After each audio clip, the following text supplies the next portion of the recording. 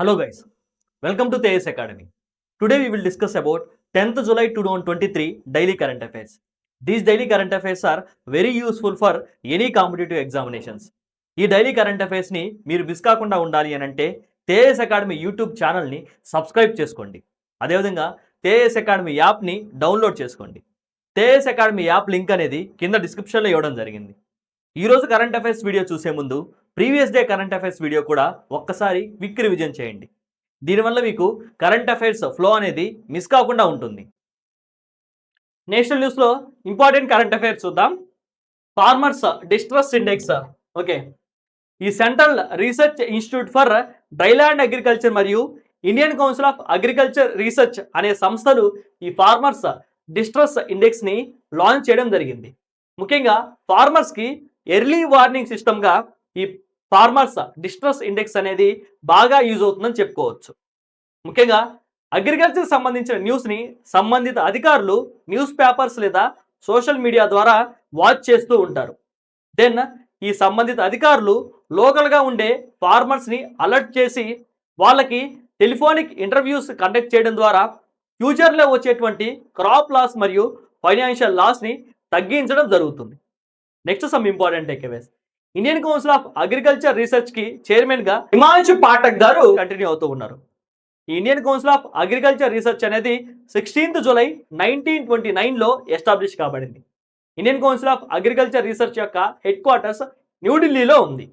Next world famous Shravani Mela. Okay, Shravani Mela అనే ఫెస్టివల్ని ముఖ్యంగా జార్ఖండ్ రాష్ట్రంలో 2 నెలల పాటు జరుపుకోవడం జరుగుతుంది. అయితే ఈ శ్రావణ మేళా ఫెస్టివల్ అయినటువంటి డివోటీస్ కన్వర్యాస్ అనేవాళ్ళు గంగా నదిలో ఉన్నటువంటి పవిత్రమైన వాటర్ని జార్ఖండ్లోని దేవగర్లో ఉన్న బాబా బైద్యనాథ్ ధామ్ టెంపుల్లో ఉన్న లార్డ్ శివాకి సమర్పించడం జరుగుతుంది. అయితే ఈ బాబా బైద్యనాథ్ ధామ్ టెంపుల్ అనేది ఇండియాలో ఉన్న 12 జ్యోతిర్లింగాస్లో ఒక జ్యోతిర్లింగంగా మనం చెప్పుకోవచ్చు. Next some important takeaways.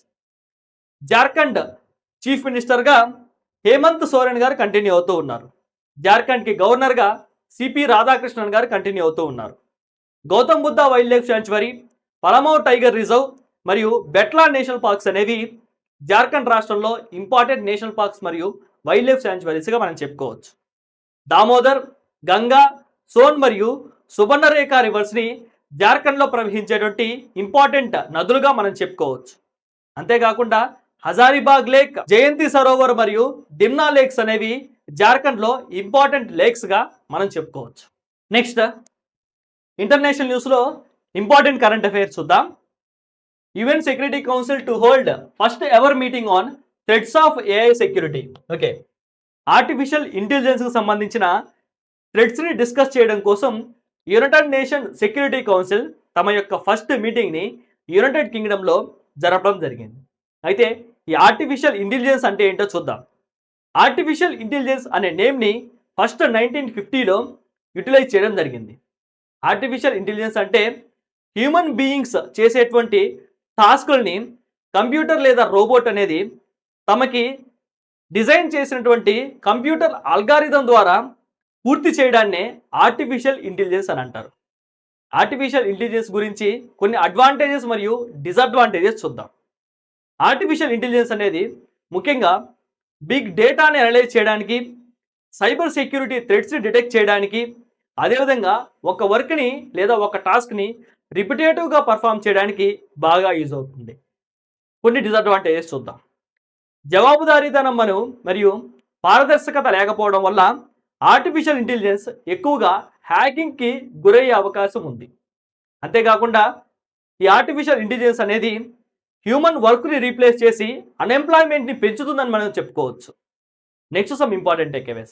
UN secretary జనరల్గా మనకి ఆంటోనియో గుటెరెస్ గారు కంటిన్యూ అవుతూ ఉన్నారు. యునైటెడ్ నేషన్స్ అనేది అక్టోబర్ 24, 1945లో ఎస్టాబ్లిష్ కాబడింది.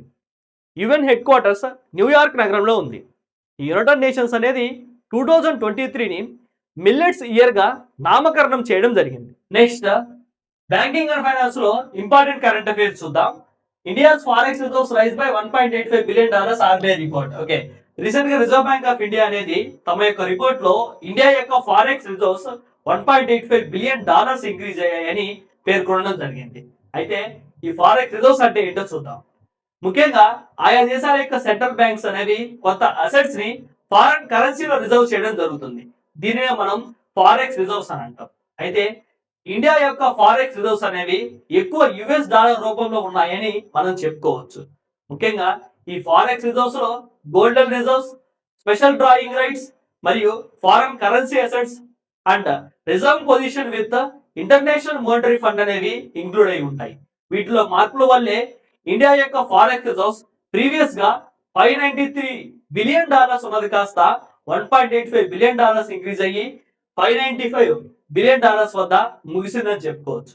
ఏ కంట్రీ అయితే ఎక్కువ ఫారెక్స్ రిజర్వ్స్ ని కలిగి ఉంటుందో ఆ కంట్రీ అనేది ఫ్యూచర్ లో వచ్చేటువంటి ఎక్స్టర్నల్ మరియు ఇంటర్నల్ ఫైనాన్షియల్ క్రైసిస్ ని బాగా హ్యాండిల్ చేస్తుంది.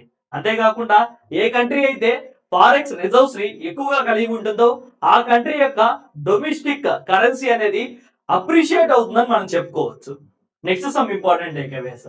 రిజర్వ్ బ్యాంక్ ఆఫ్ ఇండియా యొక్క గవర్నర్ గా శక్తికాంత దాస్ గారు కంటిన్యూ అవుతూ ఉన్నారు. రిజర్వ్ బ్యాంక్ ఆఫ్ ఇండియా అనేది 1 ఏప్రిల్ 1935 లో ఎస్టాబ్లిష్ కాబడింది. ఆర్బీఐ యొక్క హెడ్ క్వార్టర్స్ ముంబై నగరంలో ఉంది. ఆర్బీఐ అనేది హిల్టన్ యంగ్ కమిషన్ ద్వారా ఎస్టాబ్లిష్ అయిందని మనం చెప్పుకోవచ్చు.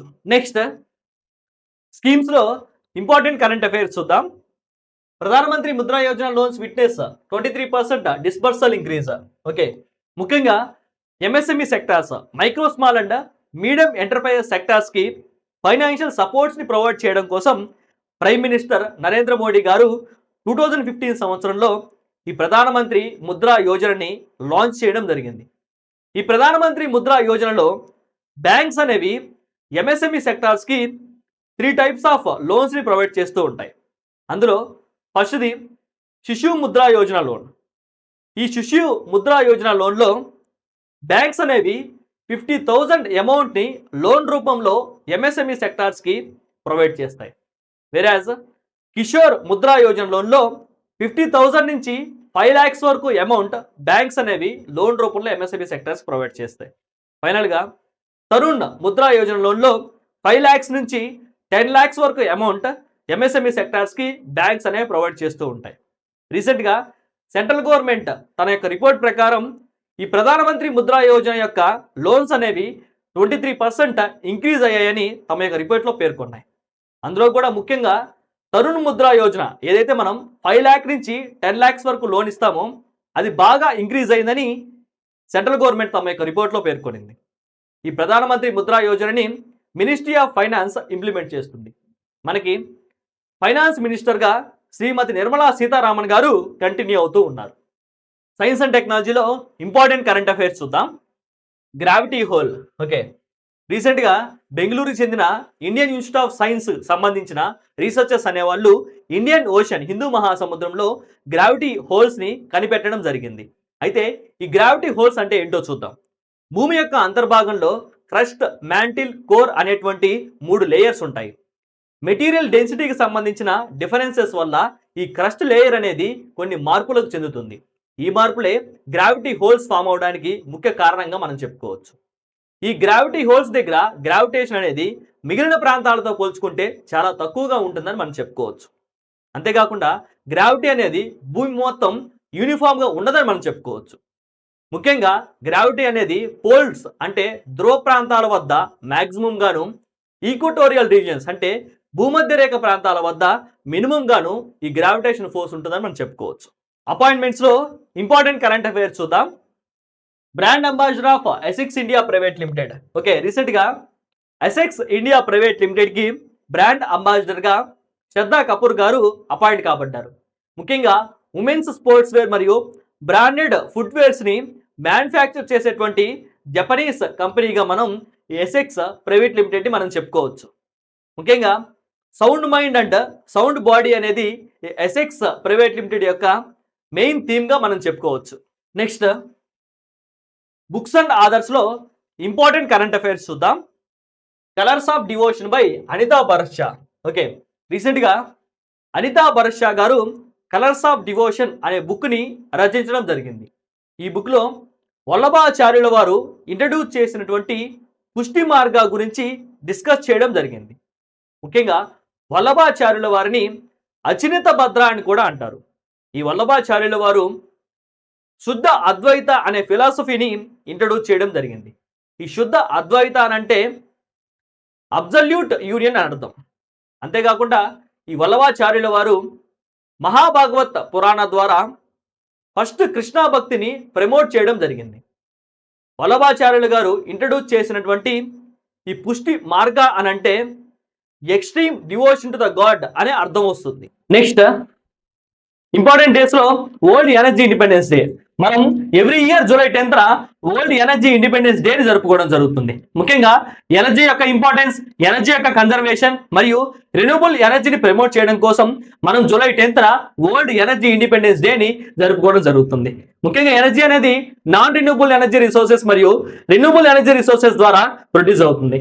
నాన్ రెన్యూబుల్ ఎనర్జీ రిసోర్సెస్ లో థర్మల్ పవర్ ప్లాంట్స్ మరియు క్రూడ్ ఆయిల్ ప్లాంట్స్ ద్వారా ఎనర్జీ అనేది ప్రొడ్యూస్ అయితే, రెన్యూబుల్ ఎనర్జీ రిసోర్సెస్ లో సోలార్ పవర్ ప్లాంట్స్ మరియు విండ్ పవర్ ప్లాంట్స్ ద్వారా ఎనర్జీ ప్రొడ్యూస్ అవుతుంది. ఈ వరల్డ్ ఎనర్జీ ఇండిపెండెన్స్ డే 2023 యొక్క మెయిన్ థీమ్ ఏంటంటే empowering communities transforming the world అనేది ఈ వరల్డ్ ఎనర్జీ ఇండిపెండెన్స్ డే 2023 యొక్క మెయిన్ థీమ్ గా మనం చెప్పుకోవచ్చు. With this we completed 10th July 2023 daily current affairs. ఈ డైలీ కరెంట్ అఫైర్స్ ని మీరు మిస్ కాకుండా ఉండాలి అని అంటే తేజస్ అకాడమీ యూట్యూబ్ ఛానల్ని సబ్స్క్రైబ్ చేసుకోండి. అదేవిధంగా తేజస్ అకాడమీ యాప్ని డౌన్లోడ్ చేసుకోండి. తేజస్ అకాడమీ యాప్ లింక్ అనేది కింద డిస్క్రిప్షన్లో ఇవ్వడం జరిగింది. Thank you.